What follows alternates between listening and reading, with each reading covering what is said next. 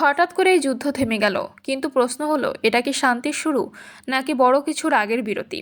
মধ্যপ্রাচ্যের উত্তপ্ত পরিস্থিতির মধ্যেই মার্কিন প্রেসিডেন্ট ডোনাল্ড ট্রাম্প ঘোষণা করেছেন যুক্তরাষ্ট্র ইরান 2 সপ্তাহের জন্য যুদ্ধবিরতিতে সম্মত হয়েছে। তবে এই যুদ্ধবিরতি এসেছে একতরফা নয়, বরং ইরানের দেওয়া 10 দফা শর্তের ভিত্তিতে। ট্রাম্প জানিয়েছেন ইরানের পাঠানো শর্তগুলো নিয়ে আলোচনা চলছে এবং বেশ কিছু বিষয়ে দুই পক্ষই নাকি ইতোমধ্যে একমত হয়েছে। সবচেয়ে গুরুত্বপূর্ণ শর্ত হরমুজ প্রণালী খুলে দেওয়া, তবে শর্ত অনুযায়ী এই গুরুত্বপূর্ণ জলপথের নিয়ন্ত্রণ থাকবে ইরানের হাতেই।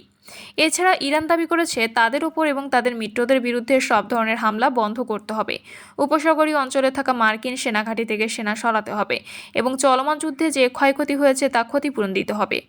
আরও বড় বিষয় হলো, ইরান স্পষ্ট জানিয়েছে তাদের সমৃদ্ধ ইউরেনিয়াম কর্মসূচিতে কোনো ধরনের হস্তক্ষেপ মেনে নেওয়া হবে না। পাশাপাশি আন্তর্জাতিক নিষেধাজ্ঞা প্রত্যাহার এবং জাতিসংঘকে তাদের বিরুদ্ধে নেওয়ার প্রস্তাব বাতিলের দাবিও রয়েছে এই তালিকায়।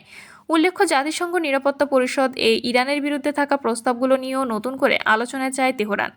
এই যুদ্ধ শুরু হয়েছিল ইসরায়েলের আকস্মিক হামলার মাধ্যমে, পরে এতে যোগ দেয় যুক্তরাষ্ট্র। 1 মাসেরও বেশি সময় ধরে চলা এই সংঘাতে মধ্যপ্রাচ্যের স্থিতিশীলতা ভেঙে পড়ে এবং বিশ্বজুড়ে জ্বালানি সংকটের আশঙ্কা তৈরি হয়। তবে এখন বড় প্রশ্ন, এই যুদ্ধবিরতিকে স্থায়ী শান্তির পথে এগোবে নাকি এটি কেবল নতুন করে শক্তি সঞ্চয়ের বিরতি?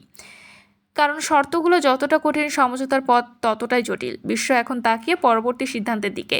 দর্শক, এমন গুরুত্বপূর্ণ আপডেট পেতে এখনই চ্যানেলটি সাবস্ক্রাইব করুন।